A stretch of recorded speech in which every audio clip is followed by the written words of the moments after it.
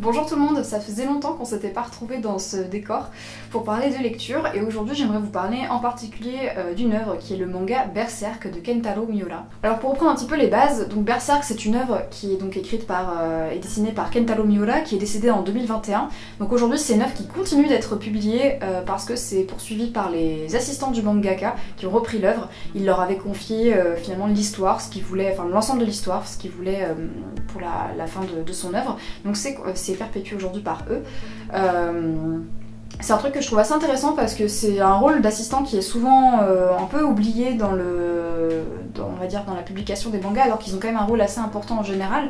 Voilà, souvent ils font les fonds, les décors, des choses comme ça. Donc je trouve que c'est intéressant que l'œuvre elle puisse continuer grâce à d'autres personnes qui ont travaillé autour. Enfin, genre on va dire dans l'esprit, je trouve que c'est intéressant. Berserk, c'est une œuvre qui se passe dans un monde de dark fantasy médiéval extrêmement violent. L'œuvre est quand même connue pour ça. On a des scènes de violence très crues avec de la torture psychologique, physique, des scènes de massacre absolument odieuses. Voilà, il y a plein de choses absolument atroces dans ce manga. Et ça nous raconte l'histoire en fait d'un mercenaire qui évolue dans ce monde, qui est Guts. Qui est un personnage, voilà, c'est un mercenaire solitaire qui est un très bon combattant et qui a la particularité de se battre avec une épée absolument immense qui fait presque sa taille, qui est aussi grande que lui.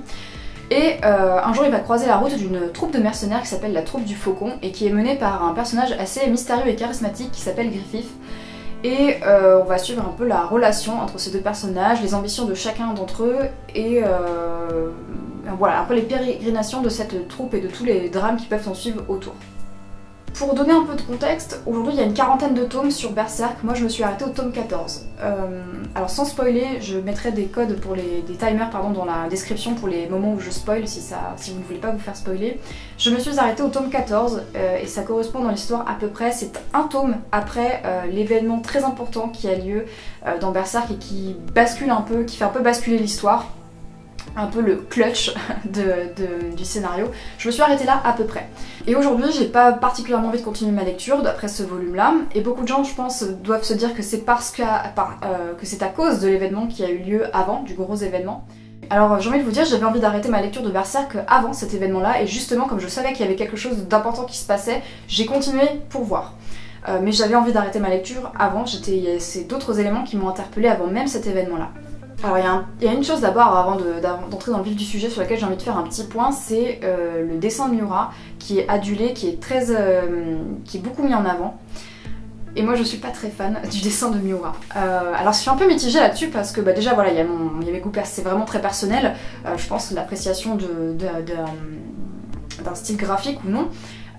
Moi j'avoue que j'ai du mal à voir la lisibilité sur certaines scènes.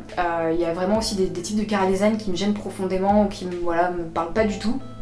Mais je reconnais que Miura met beaucoup de détails dans ses planches, que ses planches sont très impressionnantes, qu'il a notamment aussi une sorte de bestiaire de toutes les créatures un peu monstrueuses qui est très riche, qui est très... où il y a beaucoup de créativité, et je trouve d'ailleurs qu'on voit que c'est quelque chose qui a marqué d'autres œuvres par la suite. Donc il y a tout un héritage en fait autour de Berserk qui est indéniable et qui est très intéressant. Je reconnais totalement les qualités graphiques de Miura, mais juste moi je les apprécie pas particulièrement. Mais je me dis d'un côté, si j'appréciais le dessin, si je le trouvais pas aussi repoussant, peut-être que ça nuirait à la vision de l'univers que j'ai, de son univers que j'ai. Voilà, je vous l'ai dit, c'est un univers qui est très sombre, très violent, et je pense que si j'appréciais plus le dessin, peut-être que j'aurais moins cette sensation de dégoût, je sais pas comment dire, mais en fait si le dessin me plaisait, peut-être que j'arriverais moins à avoir peur de l'univers, à être repoussée par l'univers. Je sais pas si je suis très claire quand je m'exprime, mais en tout cas je pense qu'il y a vraiment une espèce de cohérence entre le fait d'être dégoûté par son dessin, mais aussi d'être dégoûté par l'univers qu'il cherche à créer. Voilà, ça c'était la petite parenthèse sur l'aspect graphique. C'est pas du tout l'aspect graphique qui fait que j'ai arrêté de lire Berserk.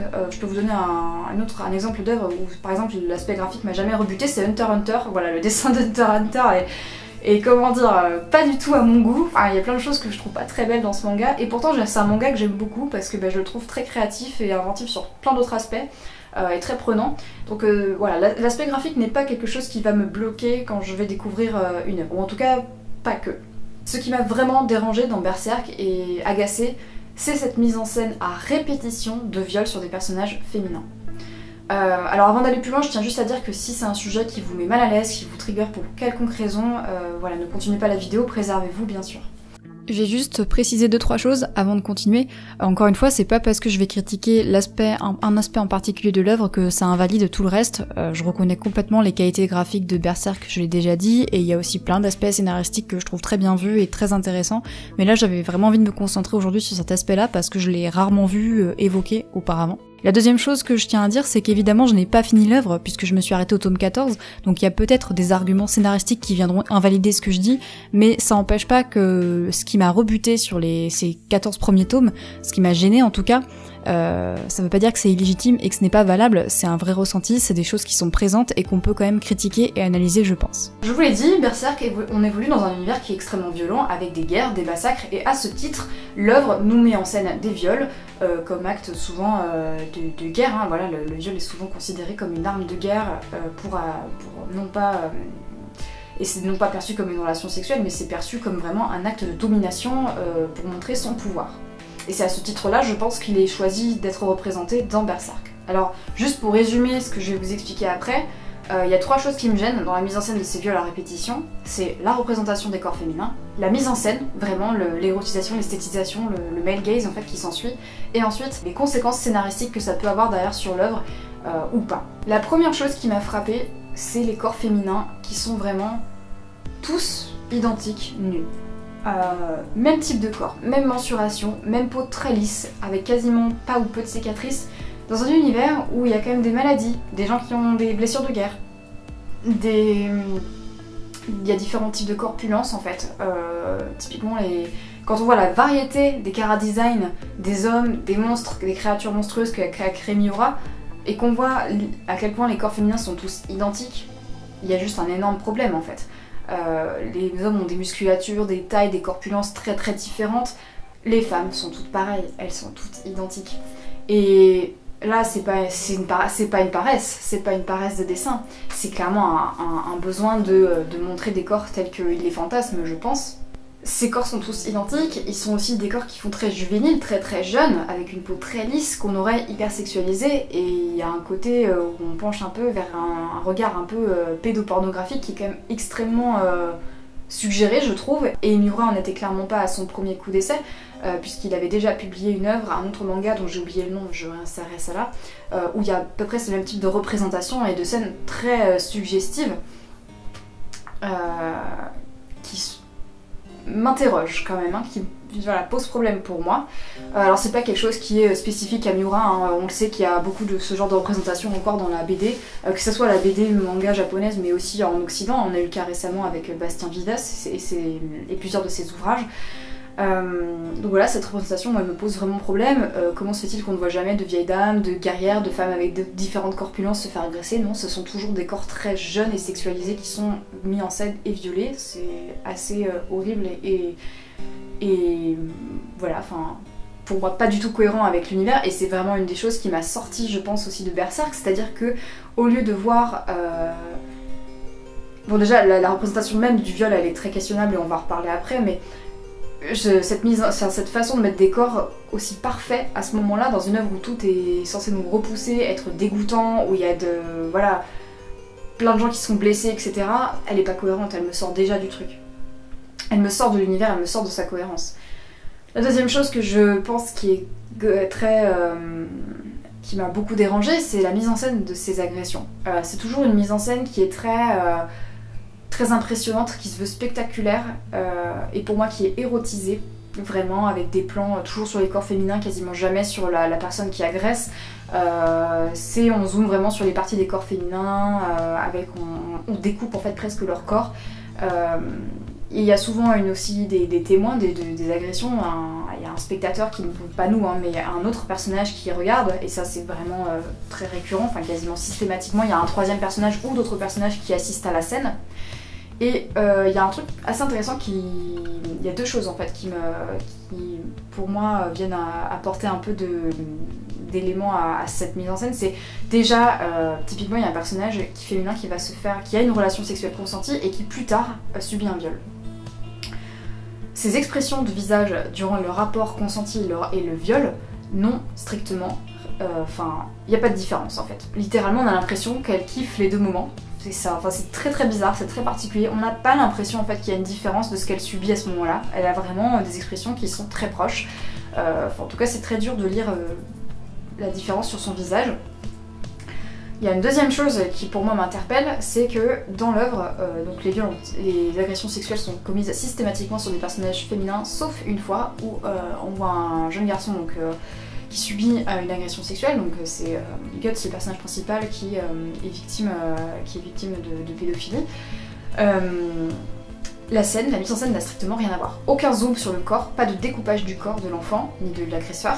Vraiment juste un petit garçon qui se retrouve dans une situation où il peut rien faire, qui est dominé par un adulte, et qui est juste atroce, et qui dure quelques pages, mais pas très longtemps. Alors qu'à l'inverse, il y a un autre personnage principal qui va subir une agression sexuelle, ça s'étend sur une dizaine de pages. Et de façon horrible, puisque l'agression de Guts est faite dans une tente où il n'y a que eux deux, il n'y a pas de spectateurs extérieurs comme j'en parlais tout à l'heure.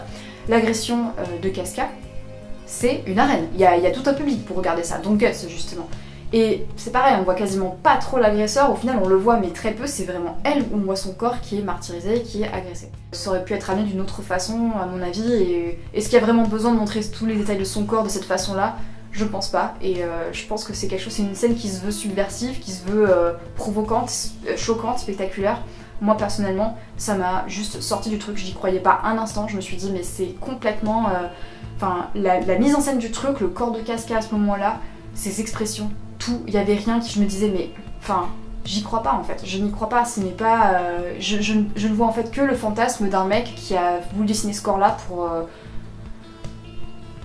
je sais pas, pour faire comme si c'était quelque chose d'horrible, mais en même temps sur un corps qui est très désirable et très... Enfin... qui est montré comme totalement désirable et voilà, dans ces pages. Donc c'est quelque chose qui me sort complètement de l'œuvre. Et ensuite, il y a l'histoire de tout ce qui est conséquences et de la représentation. Est-ce que ça sert vraiment l'œuvre de mettre en scène un viol? C'est quelque chose c'est une question qui est quand même assez importante à poser. Il y a Bichette Praxis qui a fait une vidéo sur ça, en se concentrant sur les exemples de 3 séries, American Horror Story, Peaky Blinders et surtout Game of Thrones, de la représentation des agressions sexuelles dans ces séries, de ce que ça apportait. C'est super intéressant à aller voir ce qu'elle a fait parce qu'elle a vraiment détaillé le sujet, et elle expliquera sans doute bien mieux que moi. Mais souvent, ces agressions, on les supprime de l'histoire, ça ne change rien. Alors là, vous allez me dire, ouais, il y a quand même 2 personnages importants qui le subissent, donc il y a des conséquences. Bah franchement les conséquences pour les deux n'ont rien à voir, elles sont pas du tout gérées de la même façon, donc ça pourrait être intéressant. Mais il y a 2 choses en fait qui m'interpellent. C'est que parler de viol dans un univers qui est ultra violent et qui est dominé par la violence, oui, parce que finalement c'est un acte aussi qui est considéré comme un acte, comme une arme de guerre, un acte de domination pour assujettir son pouvoir, donc c'est pas déconnant d'en parler dans Berserk. Au contraire, je pense que c'est entre guillemets pas choquant qu'il y en ait, même si évidemment que ça reste très choquant, mais c'est surtout les conséquences que ça va avoir derrière en fait. La majorité des agressions qu'on va avoir dans l'œuvre, elles ont aucune conséquence puisque le personnage féminin qui se fait agresser meurt tout de suite après, ou on ne la revoit plus jamais, ou c'est juste un truc anecdotique. Ça, en fait ça arrive de nulle part comme ça, comme si c'était un peu... c'est très bizarre, il n'y a pas de conséquences en fait à tout ça. Pour l'agression de Guts, il va y avoir des conséquences, mais qui sont balayées assez rapidement, vengeance, etc. Un peu un trauma, un moment où voilà, il s'est vengé sur le coup, il sait pas trop pourquoi, mais il a un peu enfoui ça en lui, donc pourquoi pas. Et ensuite, c'est les conséquences sur le personnage de Casca, et là ça me questionne un peu plus, parce que les conséquences ça va être, donc elle va perdre l'usage de la parole et perdre la mémoire. Donc elle va être un peu complètement perdue dans un monde où elle a perdu ses repères, il n'y a plus rien, elle est dans une phase de blocage. Et c'est des symptômes qui sont pas du tout, qui sont réels, hein. On sait que parfois les victimes de l'agression vont oublier volontairement certaines choses pour c'est un effet que le cerveau fait pour se protéger. Donc pourquoi pas en fait ces conséquences-là. Mais encore une fois, il y a vraiment quelque chose de très stigmatisant, je trouve, entre les conséquences sur Guts, qui lui va utiliser l'action, la vengeance pour, entre guillemets, accepter et passer son trauma, entre guillemets, hein, parce qu'il ne l'a pas complètement réglé. Et de l'autre côté, Casca qui elle par contre devient complètement passive suite à son agression, alors que c'était un personnage qu'on nous avait montré comme étant très... voilà, c'était une guerrière, une chef de troupe, qui était montrée aussi avec son côté, un côté... on va dire aussi plus fragile, elle se questionne, elle se pose des questions, elle n'est pas forcément toujours sûre d'elle, c'était pas un, on va dire, elle n'était pas du tout dans ce cliché complet de la femme forte, au contraire elle était montrée de façon assez ambivalente et intéressante, et là, à partir de ce moment-là, elle devient juste un personnage passif qui n'arrive pas à faire face aux conséquences, et pourquoi pas en fait ça pourrait être intéressant, mais juste en fait la différence entre elle et Guts c'est juste assez marquant, enfin il va aussi y avoir des conséquences sur Guts qui n'a pas vécu, qui n'a pas été agressé à ce moment là mais qui a été témoin de l'agression, qui lui va prendre, on va dire la revanche, la vengeance pour lui, comme si c'était lui qui prenait la part d'action et qui laisse le côté passif à Casca. Je repense à un truc en off, mais en fait je me rends compte qu'à partir du moment où Casca a été violée, elle perd son statut de guerrière, elle perd ce qui l'a rapproché entre guillemets d'un statut d'homme, le viol l'a ramenée à sa féminité, et c'est pas elle qu'on voit traiter, on la voit pas vraiment se réparer, j'ai l'impression, là je m'avance un petit peu parce que je suis pas assez loin dans l'histoire, mais j'ai l'impression que la réparation de son viol, ce n'est pas elle qui va la faire elle-même en interne, c'est Guts, l'homme, qui va prendre l'action et qui va réparer ce qui a été fait. Et en fait je trouve aussi que cet aspect où elle devient passive, ça arrive aussi un peu après qu'elle commence à devenir le love interest du personnage principal. Auparavant elle n'était pas du tout montrée comme ça, elle avait certes des moments où elle était un peu plus faible, on voyait un peu plus ses faiblesses, et pourquoi pas. Elle révèle aussi les faiblesses aussi du personnage principal, donc pourquoi pas. Mais c'est vraiment à partir du moment où elle commence à devenir un love interest qu'on commence à la voir nue de plus en plus souvent, dans des situations où pourquoi est-ce qu'on a besoin de la voir nue à ce moment-là, on ne voit jamais des personnages masculins nus à côté, enfin voilà, bref, même typiquement je pense à un truc, mais les personnages féminins on voit tout le temps leurs tétons, mais c'est un truc, bref, c'est tout le temps représenté, on voit jamais les tétons de personnages masculins, pourquoi? Bref, à partir de ce moment-là, Casca vient tout le temps, va être plusieurs fois montrée nue, en position de faiblesse, de vulnérabilité, de petite princesse à sauver, alors qu'avant c'était pas du tout le cas. Et ce retournement de situation, je le trouve un peu bizarre et enfin quand même très, comment dire, un peu stéréotypé finalement, et je trouve ça dommage. Encore une fois, là il y a des conséquences pour ce personnage-là, mais est-ce que c'était nécessaire de mettre en scène de cette façon-là l'agression? Est-ce qu'il y en avait vraiment besoin à ce point-là? Est-ce qu'il y avait besoin de faire de cette dizaine de pages d'agression pour justifier ça? Moi ça me pose question, et encore une fois je pense que la vidéo de Bichette Praxis c'est quand même assez intéressant sur le sujet. Il y a un peu ce besoin de montrer qu'on est dans un vrai monde de violence et de bonhommes où voilà, tout est horrible, il y a forcément des viols, c'est obligé qu'il y en ait. Cette mise en scène spectaculaire, sensationnaliste, je trouve qu'elle laisse à penser que le viol est un acte exceptionnel, qui n'a lieu que dans des ruelles sombres avec un personnage monstrueux, horrible, alors que dans la réalité ça arrive tous les jours, et on sait que dans la majorité des cas, la victime, elle connaît déjà son agresseur. Et vous allez me dire, mais Casca, elle connaît son agresseur. Sauf que, depuis un moment, avant même qu'elle se fasse agresser, on nous montre que ce personnage n'est plus le même, qu'il a changé, que c'est devenu un monstre. Pour moi, il y a une vision fantasmée du viol, qui fait partie de, je pense, ce qu'on appelle la culture du viol. Donc aujourd'hui j'ai pas particulièrement envie de continuer ma lecture de Berserk parce que je suis un peu saoulée de voir des personnages féminins nus montrés comme ça sans raison toutes les 10 pages. Bon j'exagère mais vraiment il y en a au moins un ou deux par volume, et quand en face on ne voit jamais de personnages masculins nus ou quasiment pas, ou enfin voilà très peu, et pas du tout mis en scène de la même façon. Donc je suis un peu gênée par rapport à ça, et j'avoue que ouais, j'accroche pas à ce besoin de montrer sans arrêt des agressions comme ça en fait. Je suis pas là, enfin moi je lis des mangas aussi pour me divertir, et certes il peut y avoir des choses dures qui sont intéressantes, mais là en l'occurrence j'ai pas envie de voir des scènes d'agression en permanence gratuites. Quand je lis une œuvre c'est très peu pour moi, ça me met en colère, ça me met pas bien. Enfin voilà, c'est des scènes qui sont hyper choquantes et qui peuvent trigger des choses en nous, et personnellement j'ai pas forcément envie de lire ça à ce moment là. Donc voilà, Berserk a sans doute d'autres qualités, j'en ai parlé au début, je trouve que voilà, je reconnais complètement les qualités du dessin, je trouve que dans l'écriture de personnages il y a plein de choses super intéressantes, et même sur Casca je trouve qu'il y a plein de choses auxquelles je m'attendais pas du tout, donc je suis assez mitigée par rapport à ça. Mais voilà, j'avais envie de parler de cet aspect un peu spécifique de l'œuvre parce que j'en entends très peu parler, j'ai vu très peu de gens l'évoquer. Quand l'œuvre est complètement encensée de partout, je trouve quand même qu'on oublie un peu facilement cet aspect-là qui est très... où il y a une vraie réflexion à avoir, je pense. Voilà, donc j'espère que ça vous aura intéressé, j'espère que ça n'a pas été trop un peu touffu et fouillis. D'ici là, portez-vous bien, prenez soin de vous et puis on se retrouve très vite sur les internets, que ce soit ici, sur Twitch ou peu importe. Salut, salut!